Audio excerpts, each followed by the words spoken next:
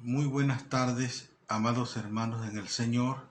Les saludamos en el nombre de Cristo a toda la iglesia Betania que en este momento se reúne para alabar y glorificar a nuestro Dios. Quiero en este momento, hermanos, llevarles a la palabra de Dios para que platiquemos sobre el tema promesas de nuestro Dios en tiempos difíciles. Y quiero recordarles el Salmo 46 cuando dice: Dios es nuestro amparo, nuestra fortaleza, nuestro pronto auxilio en las tribulaciones. Por tanto, no temeremos, aunque la tierra sea removida. Esa es una gran promesa de nuestro Dios para estos tiempos difíciles. Hay algunos vocablos por los cuales nosotros nos identificamos e identificamos lo que está pasando en estos tiempos.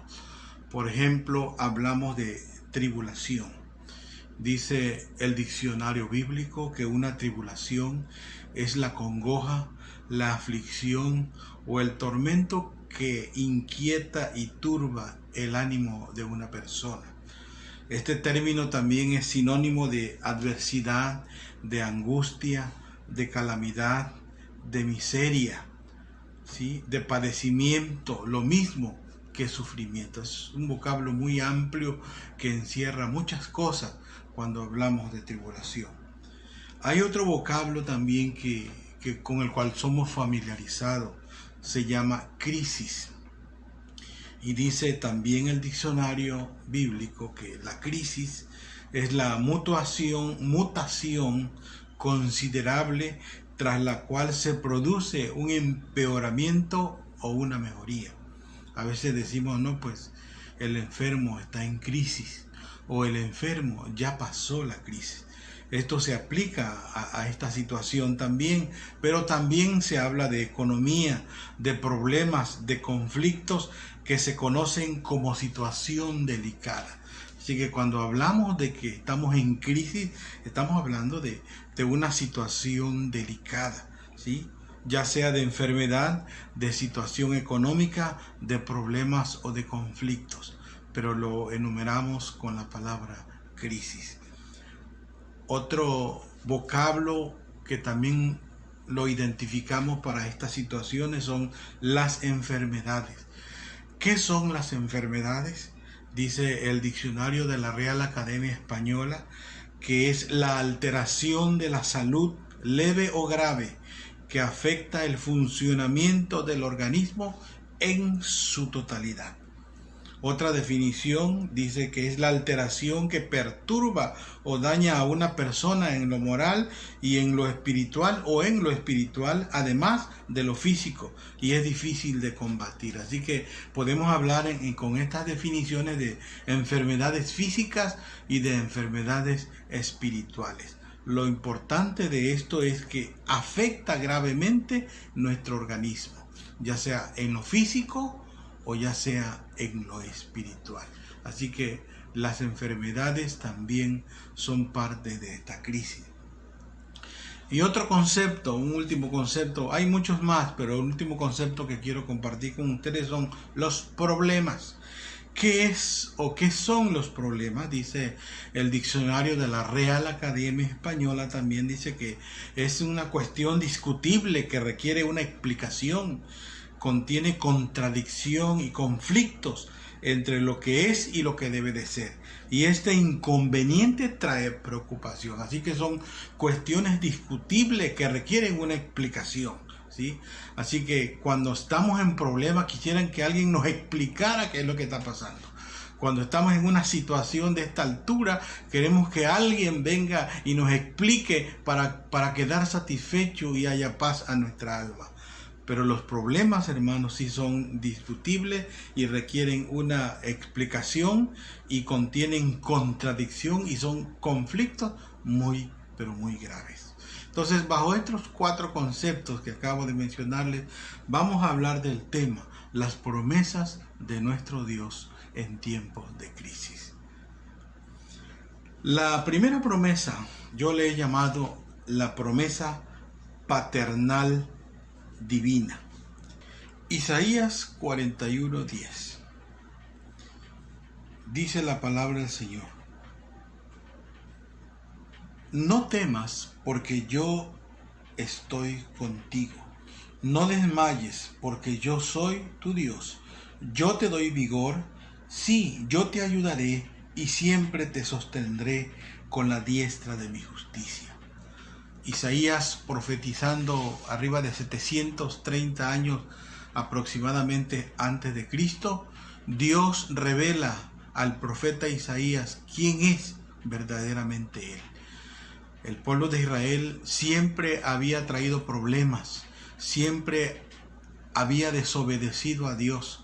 Había circunstancias graves en la vida del pueblo de Israel y Dios siempre estaba con ellos y muchas veces ellos no lo entendían ni lo comprendían. Situaciones graves que más adelante vamos a hacer mención de ellos, como es la cautividad en Babilonia. Es importante, hermanos, que nosotros que somos el pueblo de Dios podamos entender esta promesa que el Señor les da a Isaías para que se la comunique al pueblo. Primero le dice: yo estoy contigo, y a esto yo le he llamado la promesa paternal divina. Yo estoy contigo, por lo tanto no debes de temer. O sea, que un padre le dice a un hijo: hijo, acuérdate que yo estoy aquí contigo y tú no tienes por qué tener miedo. No desmayes.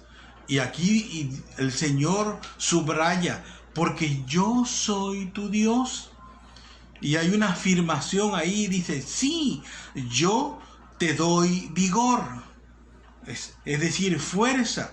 Sí, yo te ayudaré. Así que si tienes algún problema que deslice tu vida, no te preocupes, yo te ayudaré. ¿Sí? Esa afirmación de sí, dice: siempre te sostendré con la diestra de mi justicia. Isaías, 730 años, profetiza y recibe las promesas de nuestro Dios para él y para su pueblo. Y no es para menos, hermanos, que el pueblo de Dios el día de hoy también esté padeciendo semejantes cosas, porque todavía hay pecado, porque todavía hay circunstancias que hacen desobedecer a Dios. Todavía hay problemas que nos hacen rebelarnos contra Dios. Todavía hay situaciones que no nos hacen reconocer que Dios es nuestro Dios. Entonces, esa era la misma situación que el pueblo de Israel estaba padeciendo. Y en medio de todo ello, Dios revela su promesa paternal divina y le dice: yo estoy contigo, no temas. No desmayes, yo soy tu Dios, yo te doy vigor, yo te ayudaré, yo te sostendré. ¿Cuál es el problema que tienes? Hoy la pandemia nos está sacudiendo fuertemente y olvidamos las promesas de Dios. Hoy la situación económica junto con la pandemia nos está sacudiendo fuertemente y nos olvidamos de lo que Dios dice: yo estoy contigo. Esperamos, hermanos, que en estos momentos que aparentemente la pandemia está pasando, no nos soltemos de la mano de Dios, porque Él está con nosotros. La segunda promesa la encontramos en Jeremías capítulo 29, versículo 11 al 13. Escuchen qué dice la palabra del Señor. Dice: porque yo sé los pensamientos que tengo acerca de vosotros, dice Jehová, pensamientos de paz y no de mal, para daros el fin que esperáis.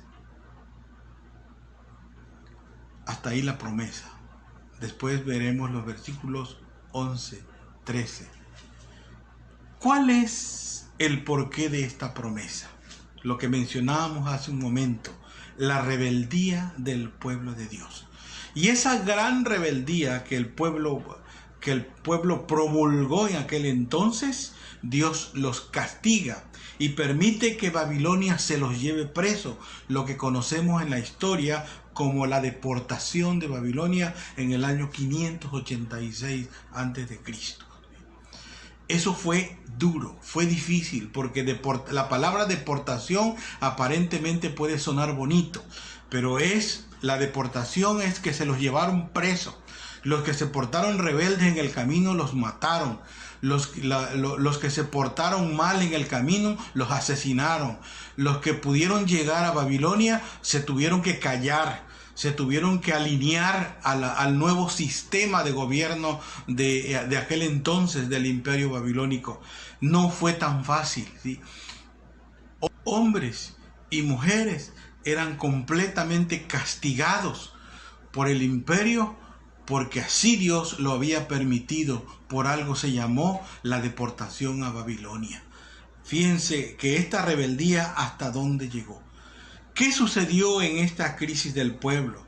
Fueron llevados presos, muchos murieron, fueron ejecutados y tuvieron que adaptarse al nuevo sistema. Y dice la Biblia en el capítulo 29, si usted puede leer el contexto, dice que fueron cautivos por 70 años, ¿sí? ¿Y cuál fue el resultado de esta situación de cautiverio? Vean los versículos 4 al 6 del capítulo 29. Dice: así ha dicho Jehová de los ejércitos, Dios de Israel, a todos los de la cautividad que hice transportar de Jerusalén a Babilonia. Esto fue la voluntad de Dios, porque fue castigo por la rebeldía del pueblo, ¿sí? Y dice la Biblia, dice: edifiquen casas allá, habítenlas, cásense, planten huertos, trabajen, coman del fruto de aquella tierra, hagan todo lo que les digan. Pero el versículo 6 dice: cásense y engendren hijos e hijas de mujeres a vuestros hijos, y dad maridos a vuestras hijas, para que tengan hijos e hijas y multipliquen allí y no os disminuyáis. Esto trajo un problema más adelante, ¿sí? Porque la mezcla de los judíos con los babilónicos fue tremenda. Todavía continúa en una crisis más aguda, ¿sí? ¿Cuál es el resultado de esta cautividad? El resultado de esta cautividad fue que Dios los entregó al imperio babilónico, y el imperio babilónico hizo de ellos lo que quisieron. ¿Cuándo aparece Dios? Aparece después de 70 años, según la promesa.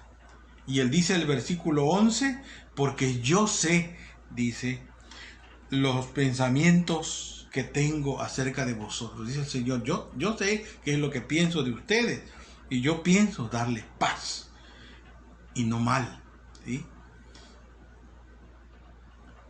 Y es aquí, hermanos, donde viene la promesa de paz, en medio de una gran crisis que el pueblo vivió por no conducirse como Dios se lo pedía. Dice: yo quiero darles, hermanos, pensamientos de paz y no de mal. Quiero darles un porvenir, una promesa, dice el versículo 11, para darnos el fin que esperáis. Quiero darles un buen porvenir y quiero darles una gran esperanza, y esa esperanza es esperanza de paz. Pero hay un detalle grande ahí. Dice Jehová: pero para que esto sea efectivo, dice el versículo 12, entonces me invocaréis y vendréis y oraréis a mí, y yo os oiré. Y me buscaréis y me hallaréis, porque me buscaréis de todo vuestro corazón. Importante lo que la palabra del Señor dice.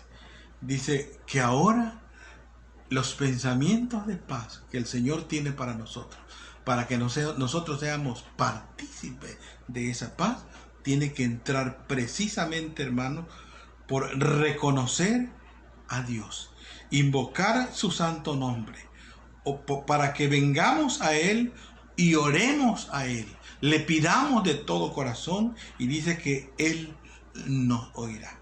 Que le busquemos, porque al buscarlo de todo corazón, lo encontraremos. Y ahí es donde, cuando tú encuentras a Dios, ahí es cuando comienza a funcionar la promesa de paz. Hermanos, es importantísimo esta promesa de paz. No sé cuántos de nosotros ya la tenemos, y qué bueno que ya la tengamos, que no seamos oidores, como dice el apóstol Santiago, oidores olvidadizos, sino que seamos verdaderos hacedores de la palabra. Que esta promesa de paz sea una realidad en la iglesia actual, la iglesia militante. Que esta promesa de paz sea realidad en cada una de nuestras vidas. Y que toda la crisis que hemos traído atrás, que todo ese cautiverio que trajo, que lo llevó a Israel a Babilonia, se haya olvidado, haya quedado atrás, solo con buscar a Dios y pedirle al Señor que Él escuche nuestras oraciones y que seamos parte de esa paz, de esa promesa de paz que Él nos da. Así que, hermanos, veamos bien la realidad de que Dios quiere una promesa de paz para cada uno de nosotros. La número 3, quiero que vayamos a Isaías 40, versículo 31. Isaías capítulo 40, versículo 31, dice: pero los que esperan a Jehová tendrán nuevo vigor. Estoy en una nueva versión. Levantarán el vuelo como las águilas, correrán y no se cansarán, caminarán y no se fatigarán. Yo le he llamado una promesa de esperanza. Esta promesa de esperanza, hermanos, tiene que ver exactamente con el pueblo de Dios. ¿Y en qué consiste esa esperanza?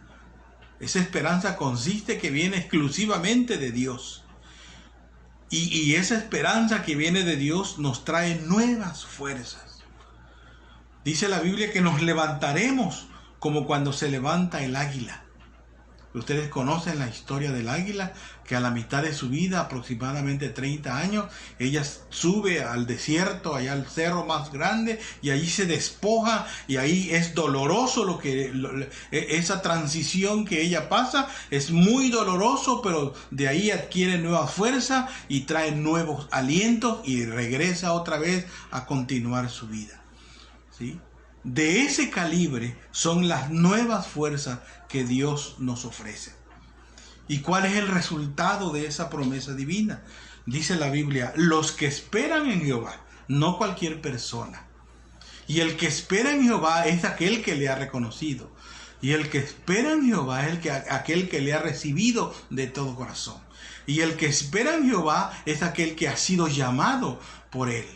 Y el que espera en Jehová es aquel al cual el Espíritu Santo aplicó este llamamiento eficaz. Y ese tiene la esperanza en Jehová de que lo levantará siempre, de que lo sostendrá siempre, de que lo llevará siempre.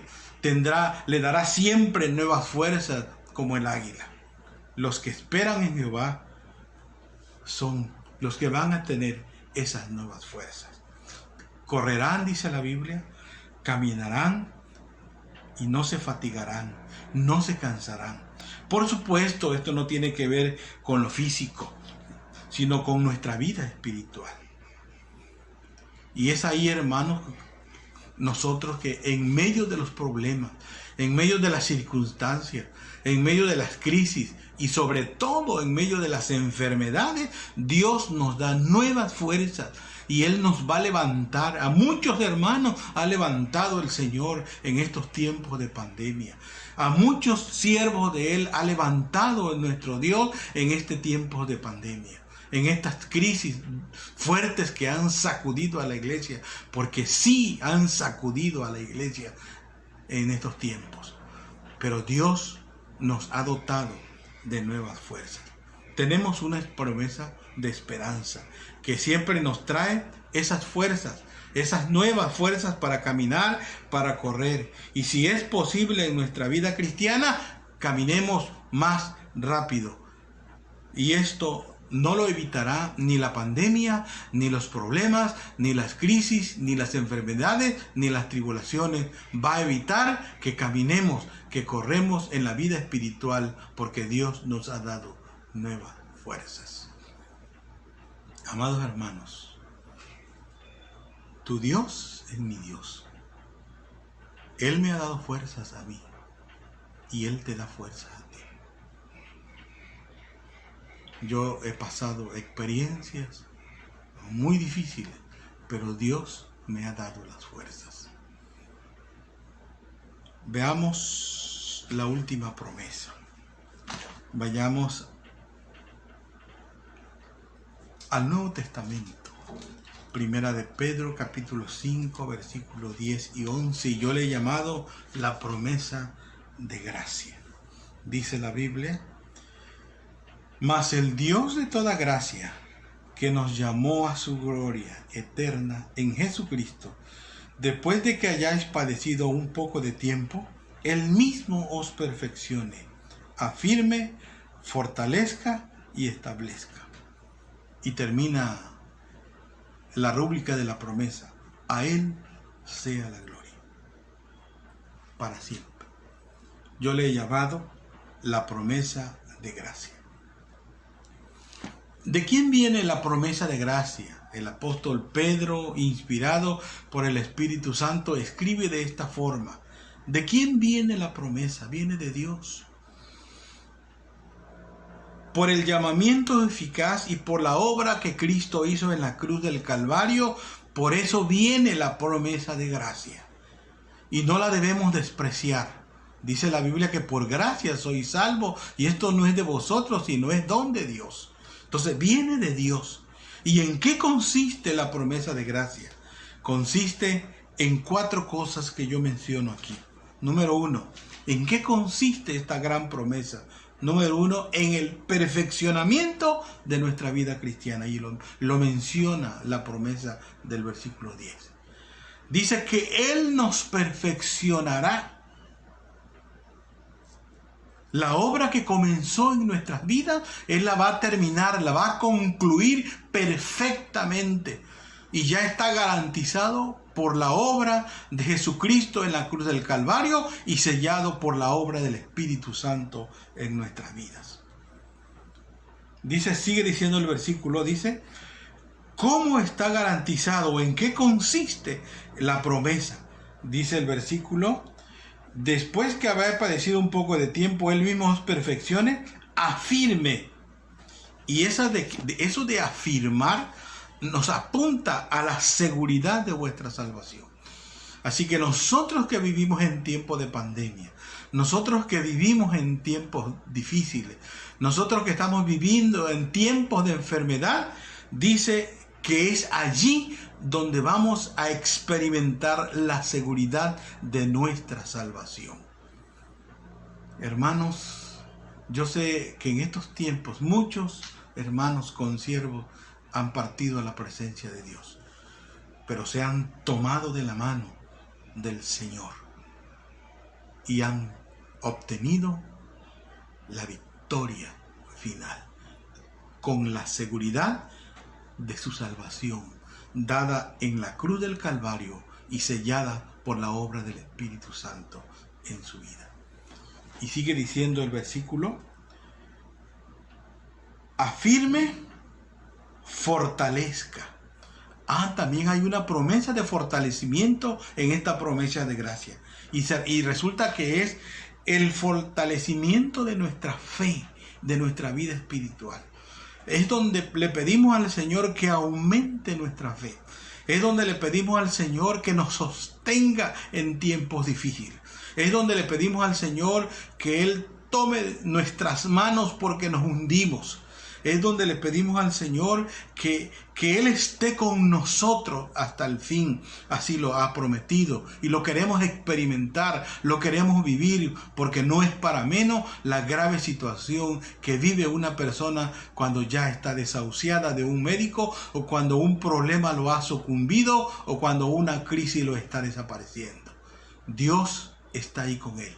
Y el Salmo 46 dice: Dios es nuestro amparo, nuestra fortaleza, nuestro pronto auxilio en las tribulaciones. Es ahí donde esto se hace realidad. Y la última cosa dentro de esta promesa de gracia está dice, afirme, fortalezca y establezca. Eso de establecer, hermano, es parte de la promesa. Y está hablando de llegar a la estatura del varón perfecto. Es decir, de que ya no tengamos que pedirle más a Dios, porque ya nos ha transformado, ya nos ha puesto al nivel de nuestro Salvador. Hermanos, esto lo hacemos porque Dios nos lo enseña en su palabra. Esta es la promesa de gracia. ¿De quién viene la promesa de gracia? Viene de Dios. Por el llamamiento eficaz y la obra del Espíritu Santo en nuestra vida. ¿Y en qué consiste esa promesa? Consiste en el perfeccionamiento de nuestra vida cristiana. Consiste en la seguridad de vuestra salvación, en el fortalecimiento de nuestra fe y en llegar a ser como Él es. Ver al Señor Jesucristo cara a cara, como dice el himnólogo, cara a cara espero verle. Llegar a la estatura del varón perfecto. Pero hay un detalle que no debemos olvidar. Dice el mismo versículo 10, y es parte de la promesa. Dice: después de que hayáis padecido un poco de tiempo. ¿Cuánto será este padecimiento? Al pueblo de Israel fueron 70 años cautivos, ¿sí? ¿Cuánto durará más esta enfermedad? No lo sabemos. ¿Cuánto durará tu problema en la vida? No lo sabemos. ¿Cuánto durará la crisis que estamos viviendo? No lo sabemos. Pero la Biblia dice que todo esto vendrá después de que habéis padecido un poco de tiempo. Así que nadie va a querer recibir la promesa de gracia si no ha padecido un poco de tiempo. Esto es parte de la promesa. Hermanos, el apóstol Pedro escribe a la iglesia y nos enseña la promesa de gracia. Y terminamos, hermanos. Los problemas, las crisis, las enfermedades, las tribulaciones nunca cesarán. Siempre estarán con nosotros mientras estemos en esta carne. Pero lo relevante de todo esto son las promesas de nuestro Dios, que son interminables. Tenemos promesas paternales, tenemos promesas de paz, tenemos promesas de esperanza, tenemos promesas de gracia, que son las que nos vivifican y nos hacen vivir todo el tiempo que el Señor nos los permita.